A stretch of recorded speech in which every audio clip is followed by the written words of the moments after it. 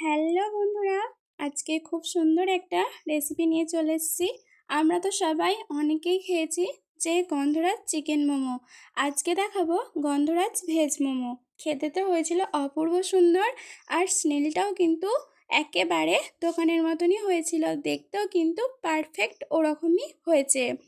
তো বন্ধুরা, তোমাদের যদি ভিডিওটা ভালো লেগে থাকে তাহলে লাইক, কমেন্ট, শেয়ার, সাবস্ক্রাইব করে আমার পাশে থেকো। তো চলো। Hello friend, welcome back to my new video. তোমাদের ফুড বাঙালিতে ওয়েলকাম। আজকে নিয়ে চলে এসেছি মোমোর একটা খুব সুন্দর একটা সিম্পল একটা রেসিপি, যেটা হবে গন্ধরাজ মোমো। তো দেখো, ফার্স্টে নিয়েছি আমি বাঁধাকপি নিয়েছি 2 বাটি পরিমাণ মতো লবণ দিয়ে ভালোভাবে বাঁধাকপিটা কিন্তু মাখিয়ে নিয়েছি। এবার চলো কিছু মশলা অ্যাড করে নিই। এখানে দিচ্ছি জিরে গুঁড়ো, ধনে গুঁড়ো, আর দিচ্ছি লাল মরিচ পাউডার, আর দিচ্ছি গোলমরিচ গুঁড়ো আর চাট মশলা, আর ওপর থেকে একটু সরিষার তেল ছড়িয়ে দিচ্ছি, খেতে আরও সুন্দর লাগবে তার জন্য। এখানে পেঁয়াজ কুচি দিয়েছি আর লঙ্কা কুচো দিয়েছি। এটাকেও মাখিয়ে নিতে হবে। এরপর যেটা আসল সেটাই হলো গন্ধরাজ লেবু। এটার ওপর থেকে যে সবুজ অংশটা এভাবে কিন্তু গ্রেটারের সাহায্যে গ্রেট করে নিতে হবে। দেখো, সবুজ অংশটা 1 চা চামচ দিয়ে দিয়েছি, আর ওখান থেকে কিছুটা রস দিয়ে দিতে হবে। ব্যাস, এই কটাই উপকরণ লাগবে। এরপর ভালোভাবে চামচের সাহায্যে মাখিয়ে নিচ্ছি।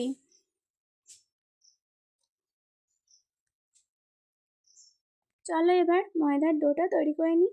ফার্স্টে দেখো, একটা মিক্সিং বোল নিয়েছি, একটুখানি আদা নিয়েছি, আর কিছুটা পরিমাণে দিয়েছি পুদিনা পাতা, আর 3টে কাঁচা মরিচ। অল্প একটু জল দিয়ে এটাকে ভালোভাবে ব্লেন্ড করে নেব। আমি এখানে কোনো ফুড কালার ইউজ করব না, এইভাবেই রং করব মোমোটার। এখানে দেখো, আমি 2 বাটি দিয়েছি ময়দা। তোমরা এখানে আটাটাও ইউজ করতে পারো। পরিমাণ মতো দিতে হবে লবণ, আর কিছুটা পরিমাণে দিয়েছি রিফাইন অয়েল। আর ওই যে পেস্টটা করে রেখেছিলাম পুদিনা পাতার, সেই পেস্টটা দিয়ে দিচ্ছি। এটার জন্যই আমার কালারটা সবুজ এসেছিলো। তোমরা যদি চাও ফুড কালার ইউজ করবে, ফুড কালার ইউজ করতেই পারো। তো দেখো, আমি একটা সফট একটা ডো তৈরি করে নিয়েছি। হাতে একটু রিফাইন অয়েল দিয়ে ভালোভাবে মেখে কিছুক্ষণ রেখে দিয়েছি। ছোটো ছোটো লেচি করে নিয়েছি। দেখো, লেচিটার সাইজটা এভাবে কিন্তু ময়দা দিয়ে লুচির শেপে বেলে নিতে হবে। এরপর দেখো, ভেতরে স্টাফিংটা দিয়ে কীভাবে মুড়ছে একবার দেখে নাও।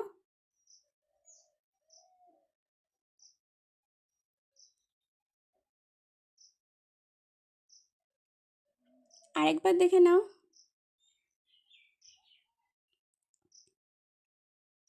তোমাদের যেভাবে মোমো মোড়াটা ভালো মনে হয় তোমরা সেভাবেই মুড়তে পারো। আমার এটাই বেশি সহজ লাগে, তাই আমি এভাবেই মুড়ে নিলাম। সব কটা মোমো কিন্তু আমি এভাবেই মুড়ে নেব। দেখো, আমার অনেক কটা মোমো মোড়া কিন্তু কমপ্লিট হয়ে গেছে। তোমাদেরকে আরেকটা দেখিয়ে দিচ্ছি কিভাবে তোমরা মোমোটাকে মুড়বে। তোমরা যেরকম সাইজ রাখতে চাও সেরকম সাইজ রাখতে পারো। আমি একটু হালকা বড় রেখেছি, যাতে খেতেও ভালো লাগবে, আর মনে হবে না যে একেবারে ছোটো ছোটো হয়ে গেছে। তো যাই হোক, তোমাদের মোমো মোড়াটা কেমন লাগছে আমাকে অবশ্যই কমেন্ট করে বলো। আর এরকম দেখো, ছিদ্র ছিদ্র একটা থালা নিয়ে নিয়েছি, সেখানে একটু রিফাইন অয়েল ব্রাশ করে দিতে হবে। এরপর ওপর থেকে এই মোমোগুলো এক সাইডে লাগিয়ে দিতে হবে। গায়ে গায়ে দিলে কিন্তু কখনোই হবে না, এভাবে ফাঁক ফাঁক করে দেবে, তবে কিন্তু ভালোভাবে মোমোটা হবে।